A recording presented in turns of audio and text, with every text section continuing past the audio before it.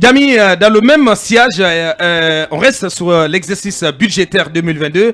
Ministre et haut cadre invités à s'expliquer à la télévision nationale, Jamy. Absolument, c'était donc la deuxième annonce faite par le président de la transition lors de la traditionnelle réunion hebdomadaire du gouvernement. L'objectif étant donc toujours d'amener les gestionnaires publics à rendre compte de leur gestion à Bouakar. Et pour y arriver, le président de la transition a instruit le Premier ministre, Dr Bernard Goumou, de lui présenter au plus tard ce lundi 14 novembre. Donc aujourd'hui, le programme de passage de tous les ministres, de tous les directeurs généraux des EPA et de tous les directeurs généraux de toutes les sociétés publiques et des régies financières à la RTG pour expliquer au peuple de Guinée comment la chose publique a été gérée par chacun dans l'exercice de ses responsabilités concernant le budget 2021-2022.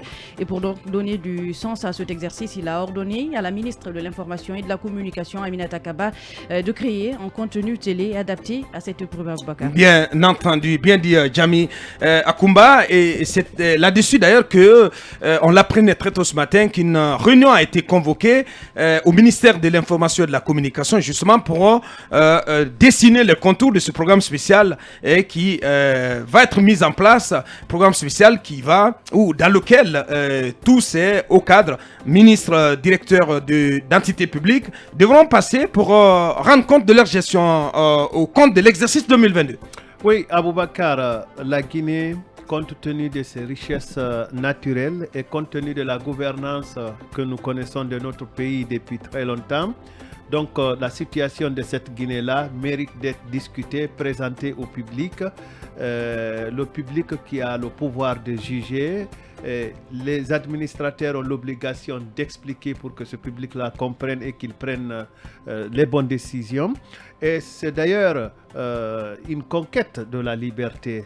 C'est que les gouvernants passent à la télévision, passent à la radio pour expliquer ce qu'ils font, et leurs réussites, leurs échecs et même ce qu'ils cachent, parce qu'on pourra comprendre ce qu'ils cachent.